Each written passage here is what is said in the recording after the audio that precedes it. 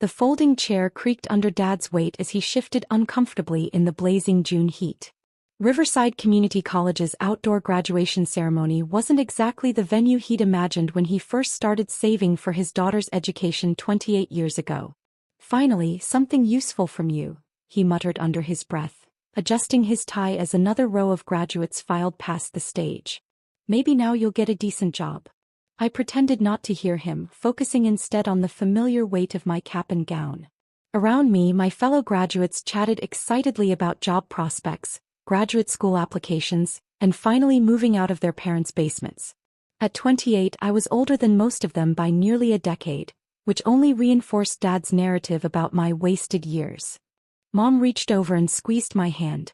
"We're so proud of you, honey. Business administration with honors. That's wonderful." "Associate's degree," Dad corrected quietly. "Let's not get carried away." My sister Lauren rolled her eyes from the seat beside him. "Can you just be supportive for once? This is supposed to be a celebration." "I am being supportive," Dad replied, his voice carrying that edge it always got when he felt criticized. "I'm here, aren't I? Taking time off work to watch her finally finish something she started." Finally finish something. The phrase stung because it wasn't entirely unfair. From Dad's perspective, my track record looked pretty dismal. High school dropout at 16. GED at 18. 2 failed attempts at traditional college. A string of minimum wage jobs that never lasted more than a year. Moving back home at 25 after what he called my failed restaurant phase. What Dad didn't know, what none of them knew, was that every apparent failure had been a carefully calculated step toward something much larger. The restaurant hadn't failed. I'd sold it.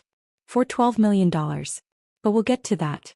"Alexandra Morrison," the dean announced over the crackling sound system.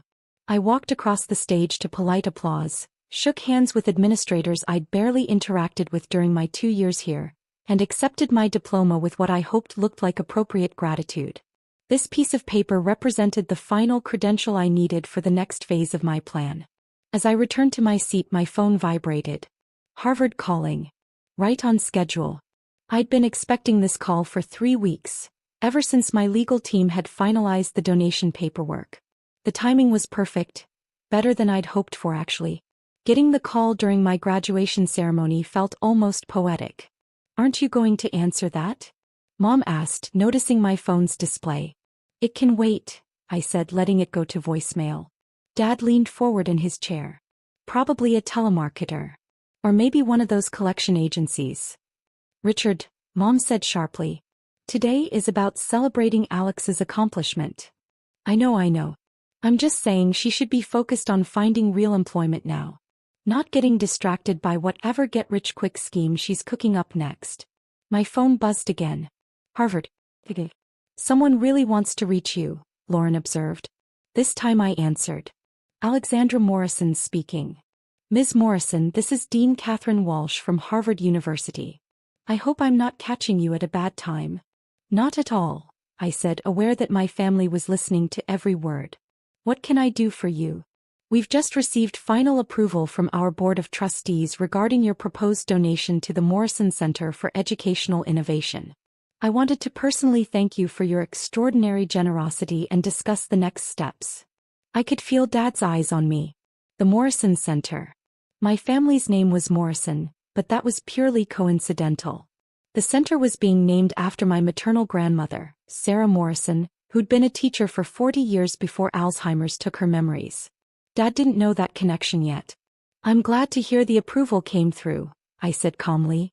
$500 million is the largest single donation in Harvard's history, Dean Walsh continued, her excitement evident even through the phone's speaker. "The impact on educational technology research will be transformative." The folding chairs around me had gone completely silent. Dad's face had turned an interesting shade of pale, while Mom looked like she'd misheard something important. "That's wonderful to hear," I said. "I'm particularly excited about the AI-powered learning platforms we discussed." "As are we. Your background in educational technology makes this partnership especially meaningful. Speaking of which, I wanted to confirm the press conference details for Monday's announcement." "Press conference?" Dad's voice cracked slightly. I held up a finger indicating I needed to finish the call.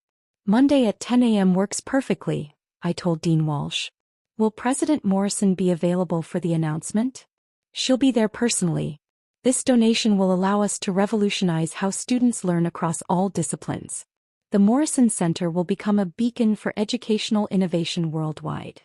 After I ended the call, the silence stretched uncomfortably long. Other families around us were chatting about dinner plans and photo opportunities, but my family sat frozen in their folding chairs, processing what they'd just heard. Did she say $500 million? Mom asked quietly. Yes. You donated $500 million to Harvard? Yes. Dad's voice came out as barely a whisper. Where did you get $500 million? I earned it. How? The same way anyone earns money, Dad. I built something valuable and sold it. But you work at the coffee shop. You live in our basement. You drive that 15-year-old Toyota. I own the coffee shop, I corrected gently. Along with 47 other locations across 3 states. I live in your basement because I like spending time with family, and I drive the Toyota because it's reliable. Lauren was staring at me like I'd grown a second head. You own Supreme Bean Coffee? Among other things, yes. But that's... She pulled out her phone, presumably to Google the company's valuation. That's a $100 million chain. $147 million as of our last quarterly report. But that's just one of my holdings. The graduation ceremony continued around us, but my family existed in a bubble of shocked silence. I could see the mental calculations happening behind Dad's eyes, trying to reconcile the daughter he thought he knew with the information he'd just received. I don't understand, he said finally. You dropped out of high school. You've never held a job for more than a year. You've been living in our basement for 3 years. I dropped out of high school to start my first business. I've never held a traditional job for more than a year because I've been building companies. And I've been living in your basement while quietly acquiring a portfolio of educational and technology businesses worth approximately $2.8 billion. Mom made a small sound that might have been a gasp or a laugh. $2.8 billion? Dad repeated. As of this morning's valuations, yes. Dollars. Stat. Dollars. The family sitting behind us had clearly been eavesdropping because I heard someone whisper, "Did she just say billion?" Lauren was scrolling frantically through her phone. Supreme Bean Coffee. Founded 8 years ago by Alexander Morrison. Privately held, estimated valuation $147 million. She looked up at me. This is you. That was my first major success, yes. Your first. Dad's voice cracked again. I've started or acquired 11 companies since then. Educational technology, online learning platforms, tutoring services, textbook publishing, student housing developments. Basically anything that helps people learn more effectively. Why?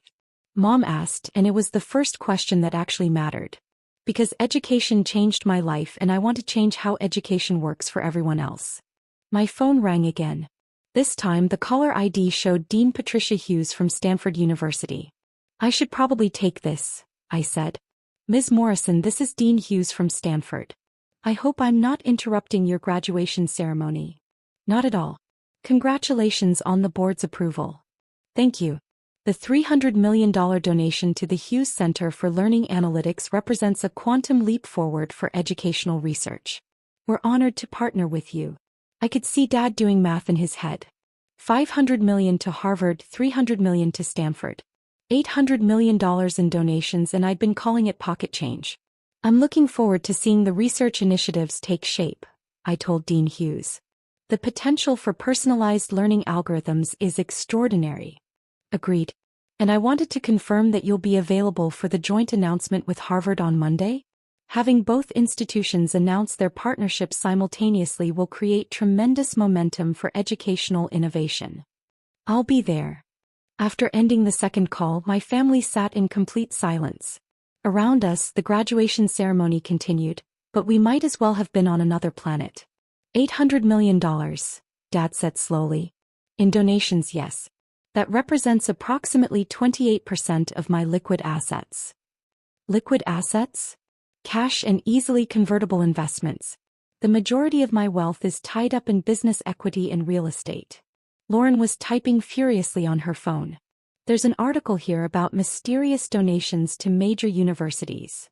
Anonymous benefactor pledges largest gifts in higher education history. Not anonymous, I corrected. Private. There's a difference. The article says the donor owns controlling interests in multiple educational companies and real estate developments near college campuses. That's accurate. It says you own 3 universities outright. Also accurate. Mom's voice was barely audible. You own universities? Riverside College, Valley Technical Institute and Morrison Online University. I acquired them over the past 4 years to test educational innovations at scale. Morrison Online University? Dad's engineering mind was clearly struggling to process the implications. You named a university after our family? After Grandma Sarah, actually. She always said education was the only thing nobody could take away from you. The ceremony reached its conclusion with the traditional cap toss. Hundreds of graduates threw their caps into the air while families cheered and took photos. My cap landed somewhere in the crowd, but I wasn't paying attention. I was watching my father's face as understanding slowly dawned. The restaurant, he said suddenly. The one that failed 3 years ago. Sold for $12 million to a national chain. I used the proceeds as seed money for the coffee shop acquisition. The minimum wage jobs that never lasted. Market research. I worked in retail, food service, manufacturing, and logistics to understand how different industries approach employee training and development. Living in our basement allowed me to minimize personal expenses while maximizing business investment. Also, I like spending time with family. But we thought. He trailed off, unable to finish the sentence. You thought I was a failure. And from your perspective, that was a reasonable assumption. Lauren was still reading from her phone. It says here that Morrison Online University has over 50,000 students and generates $200 million in annual revenue. 53,000 students as of last week, I corrected. And we're focused on making high-quality education affordable and accessible. Revenue is important, but impact matters more. Mom was crying. Not sad crying, but the kind of overwhelming emotional release that happens when your understanding of reality gets completely reorganized. I'm so sorry, honey, she said through tears. We didn't know. We didn't understand. You weren't supposed to know. I needed to build these companies without family pressure or external expectations. But we were so worried about you. So disappointed. I know. And I'm sorry for that. But I needed the freedom to fail without disappointing anyone. Building businesses is risky and most attempts don't succeed. If you'd known what I was trying to do, every setback would have become a family crisis. Dad stood up abruptly, walking toward the parking lot. After a moment of hesitation, I followed him. I found him leaning against his car, staring at the community college campus where I'd just graduated with an associate's degree in business administration. $2.8 billion, he said without looking at me. Yes. And you've been living in our basement, letting us think you couldn't get your life together. Dad, I have gotten my life together. Just not in the way you expected. But why the secrecy? Why let us worry? Why not share your success? Because success changes relationships. Once people know you have money, every interaction becomes different. Every conversation includes an underlying awareness of wealth. I wanted to maintain authentic family relationships as long as possible. Authentic? You've been lying to us for years. I've never lied about anything. I've just been selective about what information I've shared. He turned to face me for the first time. What's the difference? When you asked how work was going, I always told you it was fine. It was fine. When you asked if I needed help with rent, I always said I was managing. I was managing. When you worried about my future, I always said I had plans. I did have plans. But you let us think those plans weren't working. I let you think what you thought. Your assumptions were based on limited information, but they weren't unreasonable assumptions. We stood in silence for several minutes, watching families load graduation decorations into their cars. I'm proud of you, he said finally. I know. And I'm ashamed of myself. Why? Because I should have been proud of you all along. Not because of the money, but because of who you are. The determination, the vision, the willingness to pursue your goals despite everyone else's doubts. Dad, you were being a good father. You saw your daughter making choices that looked risky and unsuccessful, and you worried about her future. That's what parents are supposed to do. But I was wrong. You were working with incomplete information. There's a difference. My phone rang again. This time it was my assistant. Alex, I have Dean Martinez from MIT on the other line. She says it's urgent regarding the announcement. Put her through. Ms. Morrison, we've just received approval for the $400 million donation to the Martinez Institute for Educational Technology. The board is thrilled about the partnership. $400 million to MIT. That brought the total announced donations to $1.2 billion. Dad was staring at me with an expression I'd never seen before. Not disappointment or worry or frustrated love. Something closer to awe.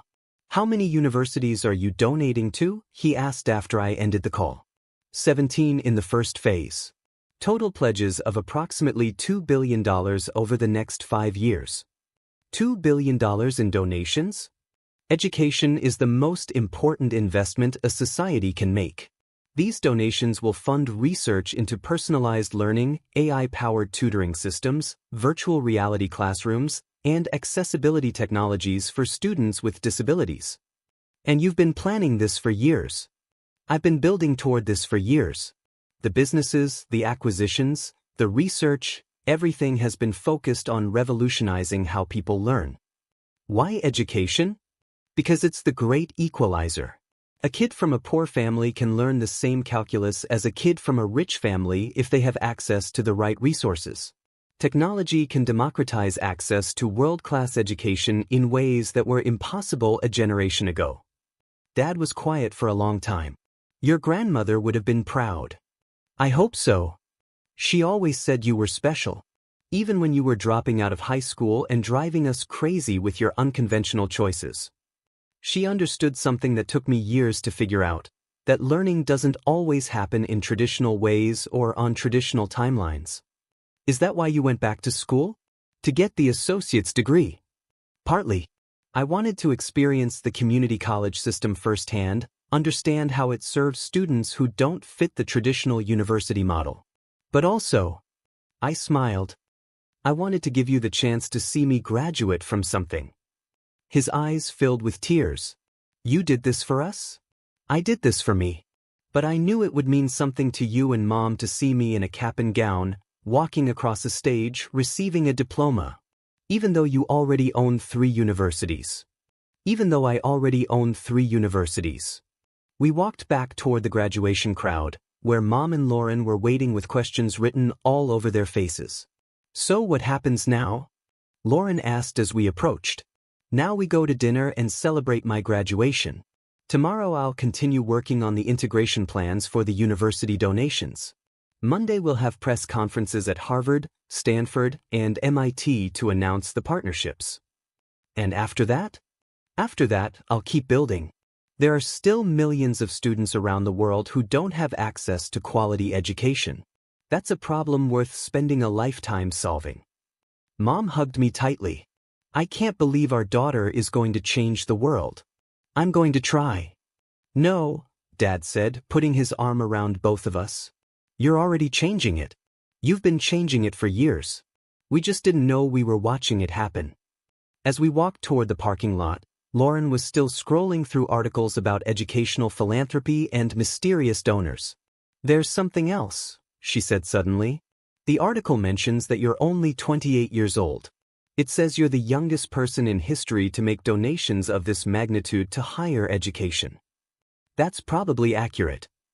And it says you started your first business at 16, right after dropping out of high school. Also accurate. So when Dad was worried about you wasting your potential, I was actually maximizing it.